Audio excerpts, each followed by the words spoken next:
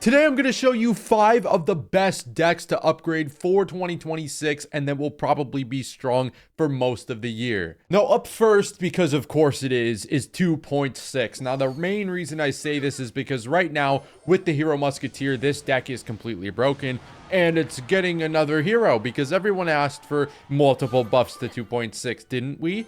Oh, Boss Bandit, lovely. But yeah, so it's getting a hero Ice Golem. It's already one of the best decks in the entire meta, and it's getting an additional hero, so even with the upcoming Hero Musk nerf, that's not going to change the fact that we have a mini freeze blizzard thing that is better than a freeze incoming and about to just make this deck 10 times better because it's already really good. And a nice little dash back there. We still get a hit. Did we kill this? Dang, Musketeer is so good. I forgot to use the Hero Musketeer. I'm gonna skill diff this guy because I don't need the Hero Musketeer, ain't that right? Oh god, yes I do, yes I do, yes I do. I can't even place my guards properly. Anyhow, some pretty good defense, and what really makes this deck so broken, I don't know the Ice Spirit placement actually, but Musketeer stays alive, is mainly, there will be not a moment of silence in this video. Okay, yeah, maybe there will. But what mainly makes it broken is the Musketeer. And she's like insanely strong, even in the non-hero version, because her damage is super high. You can cycle a ton of her. So even if your opponents do manage to take her out, you can just shove another one on the board. And if your opponents don't manage to take her out, you can get another one and stack Musketeers, which is really, really hard to defend, especially for beatdown players. Because with cycle players, I mean, Oh, hello. Don't log this. Don't log this. Don't log this. Don't log this. Don't log this. Okay, it's a bit late now. You can kill him if you want. All right. Give me another Musketeer here. I think I'm going to make it dash into this Ice Golem if possible instead of dealing damage to my Ice Spirit or my Musketeer, or just ignore that and do whatever the hell you want. Okay, awesome. I think oh wait, we haven't taken an inch of damage this game. I don't know if that like sticks, but oh, I almost got a King to activation there. Oh, no, my Ice Spirit's going to get one tap because it's under level. No. Okay, well, oh, you have a clone spell. Okay, this is excellent. We'll get a log going here, and we should be able to... Oh, I almost took no damage this game. Hog Rider with a late boss bandit. He's going to give me at least 2 hits here. Okay, wow. I did not expect that, but okay. Oh, wow, mid-ladder players are getting a lot better at the game. Unbelievable. Okay. You know, another thing that makes this deck super broken is the fact that you can make about like 5 mistakes on average per game and still be winning games. My Evo Skeletons are another reason why this deck is so good, but they never do anything for most of the time that I play them, except for right now when we absolutely need them the most. 2.6 used to be a really skillful deck, arguably, and is now just boosted by its Evos and Heroes. Now, next up is a deck that's pretty similar to Hog in the sense that it has the same core mechanics of building big spell, small spell, main damaging unit that you can now stack after the champion update, and something that with the introduction of the Royal Hogs, Evo, and being able to get 2 queens down has made the deck a lot better than it used to be, which is really cool because I have a lot more fun playing against this deck and with this deck than I do against 2.6. So I'll hit this ability here. We should be able to pretty much kill that flawlessly. And although, yes, he probably has a fireball, I'm going to go with this anyways just because I'm not convinced he has a fireball yet. Pre-log, that was supposed to be an earthquake. Okay, you know what? From right here, right now, I'm going to mix quality professional yapping with actually decent gameplay, because that's what we came here for. Queen ability forces out another cannon, which might let me get to my Royal Hogs. Hopefully, I'm able to defend the next Hog Rider, and then you'll need 4 more cards for his cannon. Deadass, who gonna stop me from just going in, like, I'm gonna go split Hogs, because I think I'm playing against 2.6, right? So he's got the Fireball. You don't want to put all the Hoggies in one lane against the Fireball. We're gonna get a little bit of chip damage there. I'll take it for sure. So Musk 2.6 is, I think, a good matchup for me for the most part because I'm able to get the EQs down on the cannons, and I'm kind of able to, if he doesn't use an Ice Golem properly every single time, or he has to fireball the Hogs, use my Queen to really be annoying and be a pest and even get some sneaky chip damage. So, oh, should I dump the Queen at the bridge?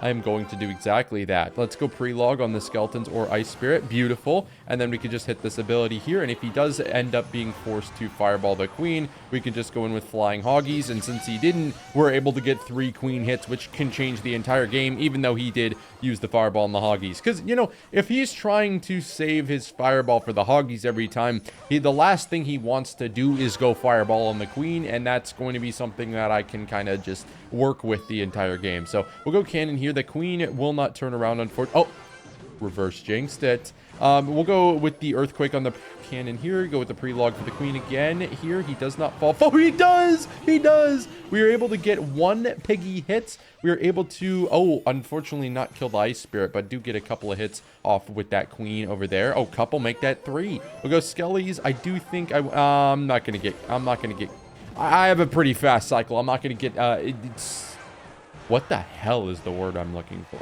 I'm not going to get risky. Is that risky? Risky works.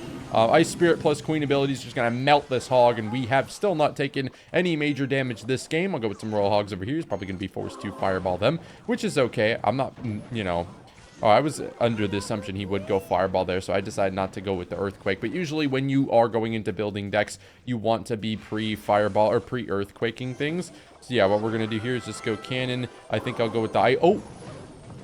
A good pre-log from the opponent. We'll give up, I think, 1 hog hit here. And now we're back to our flying hoggies. Let's make this interesting. So I'm going to dump a queen here, and I'm just going to hit the ability instantly. I'm going to go in with a log here, too, so we don't waste ammunition on anything other than that. Yes, and now we can go with the ice spirit here. And now I'm going to follow up with flying royal hogs, quickly cycle back to another queen and another pair of royal hogs. So that way it's going to be really annoying for him to defend. He's going to be forced to fireball, and now has to deal with the queen and the rest of the hoggies. Is he going to?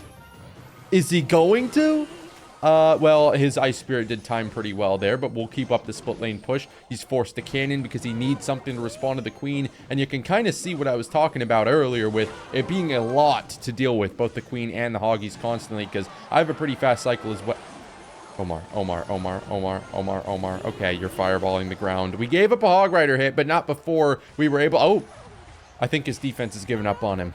Once again, going with the pre-cannon here, pre-earthquake. We are able to hit both the cannon and that pull of the hog rider. He does not want to fireball because he needs, if he has any chance of coming back to save fireball for offense, he's unable to do that. We'll go with ice spirit again here, and his cycle is not that much faster than mine. Fireball comes out. Good luck dealing with the flying hoggies. He can't even deal with the queen, much less the flying hoggies. And we're going to melt the cannon, log here, and this is an easy victory. So it's good that one of our decks on the list is good against another deck on the list, because if you're going to be playing a lot of 2.6, you want to be able to beat it too. Now, next up on the list is one of the strongest decks in terms of longevity. Omar, I almost got it. What even is the word? Longevity. Yeah, it wasn't that...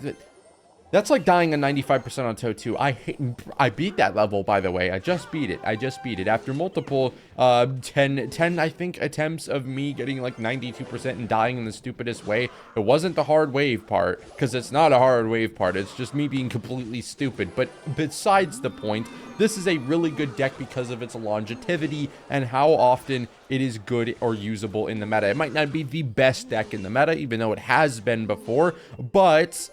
it is always good, and especially for mid ladder is always a treat to play. Do we need any other? No, we don't. Beautiful. Okay, so what makes... Oh, by the way, before I forget, you can play the Monk if you don't have the Royal Ghost Evo, and play the Hunter Evo instead. Monk is really good, and obviously, I guess you could just play with the Hunter Evo if you don't have either of those. So, I'm going to go Fireball, I think, here. Leak a little bit of Elixir. That's kind of not what I really want to do here, but... by the time I realized that I was leaking Elixir, because I was mid-chain of thought, and it is midnight, I was like, you know, oh, we could actually activate King with that placement if he does it again. I was like, it'd just be better to save for the Fireball at this point. But yes, Royal Giant is really, really strong because of how good it is, and especially in mid-ladder, very easy to sort of get the grasp on how to play. You just need to adapt to being able to play cards a little bit faster and being a little bit more decisive with your placements. It's better to make the wrong play as long as you're making plays and then learn it's the wrong play after the fact than it is to kind of hesitate, if that makes any sense at all. So I'm going to ignore those, to be honest with you, and I think just go in with the Royal Ghost on the counter push here, because that way we're going to be able to summon a couple more of the little soldier dudes, which is kind of nice. We're going to Fisherman to try and pull the queen away so that potentially our Royal Ghost can get a little bit more damage here. He does. Oh, he does. He's still alive. Why is he still alive? Why is he not stealthed is the question. I'm fine if he's alive. But let's see if he has a building. He does. A goblin hut. Oh my god, this is going to be a treat to break through. Let's go Barbarian Barrel here, and we should be able to get 1 or 2 Royal Giant hits. If he doesn't hit the ability, that's 3. Nice. And the Hunter in the right lane is locked the hell in. Hopefully the Hunter in the left lane is locked the hell in too. Oh. He was not. Famous last words. Okay, well, he's probably definitely going to hit the ability here. So I'm just going to go Fisherman. I'm just going to stun that, go Bar Barrel. I'm just trying to get some meat down on the field so we're able to tank for a little bit. And the Skeletons should be able to deal with this, deal with the Guardians, Royal Ghost in case the other Guardian goes under stealth mode. And we've brought the game back. I mean, that's really a good sign because, to be honest, I was down a lot of damage and I wasn't sure if we were going to be... Oh my god. This better kill it. It does. Beautiful. Because I know you can kill the things with a bar barrel or a log if you're able to actually damage them first. Because it, like, penetrates through the... Oh, I'm sorry. When I think about What the hell? I didn't expect to get 1,300. I'm sorry. I need to go to bed. I don't know what's going through my head, but the commentary needs to be, it's unhinged. I did not know we were going to get that much damage. That is peak Clash Royale. Let's go Hunter here. Pre-Hunter for potential wall breakers. Decides to not defend the Royal Go. Okay, this is just like, I'm just tripping balls. This deck is really good. Now, next up on the list is Hyperbait, and I could have put in the Hyperbait deck with Skeleton King and Vines and Suspicious Bush because I think that that is a really broken deck, but I also think that that version of the... Holy freaking Hog Rider, dude. I do think that this deck is the more consistent, less likely to be nerfed to the ground version because I, as well as many other creators, have complained immensely about how frustrating Hyperbait is to go up against, and it is no joke. It is no joke, and I think that this version of the deck is the least likely to get nerfed. Basically, you kind of, sometimes you play defense when you can. Help of the Cannoneer, obviously, pretty big here, but other times you kind of just play a bunch of offense, and your defense is like, oh, I don't have a spell. How am I supposed to defend? You don't. You just play offense because your opponents can't play offense if they're constantly having to play defense into you, and so you can see kind of where the problem lies. Skeleton Army got added to this deck to kind of just give the extra edge to the offense. It makes the offense better, defense better. Skeleton Army is the best evolution in the game, in my opinion, and honestly, you can argue it with stats as well, but just to make it, like, simple, in my opinion, it's the best. And ooh, Princess, can you come over here? No. You were never going to do that. But his log is out. His log is out. You'll put it away. Okay, well, he could zap this. I don't know if he is fast enough to react to this, but I'd like to get his zap out because then he'd have absolutely nothing for the Skeleton Army. Okay, yes, we're about to cook. We're about to cook. Okay, I'm going to go Princess here in case he is playing anything to stop these guys. Ice Spirit in case he goes Valkyrie on it because it's going to buy me a second here. Nice. Ice Spirit. Beautiful. You could see why the Skeleton Army Evo's in this deck. And it's not a lot of skill. It's not a lot. Yo, holy, we did not need to, oh, we forced out a log too. That's really good. We did not need to, you know, what the hell was I saying? Oh, beautiful Valkyrie. I'm going for the king. I'm going for the king. If you go for the king, you best not miss. Sorry, I need to get that out.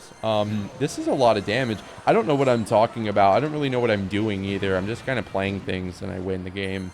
That's why Hyperbait's on the list, by the way. Oh my god, they gave me 41 trophies? Damn! Oh, I got the Knight Backshots emote. Yay. Awesome. And to round off the list, I am going to go with a deck that isn't in the top 5 right now, but I'm projecting to be as soon... I'm projecting to be as soon as the Hero Ice Golem is released. Because This deck is honestly the biggest thing standing in the way of this deck's success is defense, and I feel like it's a lot harder for newer players to play defense with this deck than it is a lot of other cycle decks in the game. When you have an Ice Golem that surrounds itself for 2 elixir with a 4-second, I think it is, freeze ability that slows things down and knocks things back and freezes things, Uncle Larry starts to be able to play defense with this deck. And if that's the biggest flaw of the deck, you can see why I think this deck is going to have enough upside to really should have had that Mega Knight jump on the barb there. You're going to see why the upside of this deck is so high, in my opinion. And already, Fan, given he is the best Loon Cycle player in the game, he's currently having success with it. So I can't imagine what he's going to have success with. Now, the one kind of downside to this deck, it's not really that much of a downside. If you pulled Hero Musketeer, she's actually not that amazing in this deck because the Evo Musketeer is just so much better at allowing you to... Can I, like, mess up his ability? Oh, that would have been so aura. Okay, I'm just chopped and ugly and a fat chud. Wow. That would have been really cool until it just wasn't cool. Oh, Jesus Christ.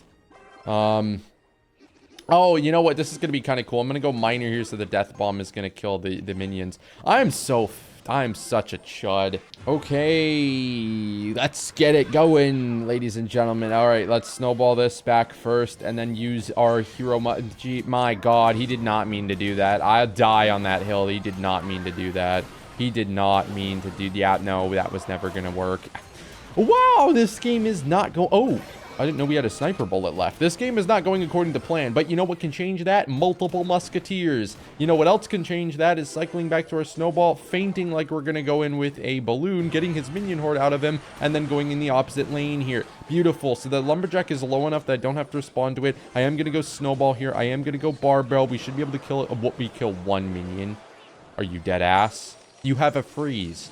All right, well, you are playing Lumberloon, so I'm not that surprised. But what I do think that you don't have is your minion horde cycle. That's one of the best advantage. Oh, I just realized he has about 1 billion air counters in this deck, which is why this might be looking a little bit harder than it usually is. Currently waiting on him to get his minion horde to... Oh, he don't have his minion horde cycle. You got 3 air counters, you just outcycle them. GG's.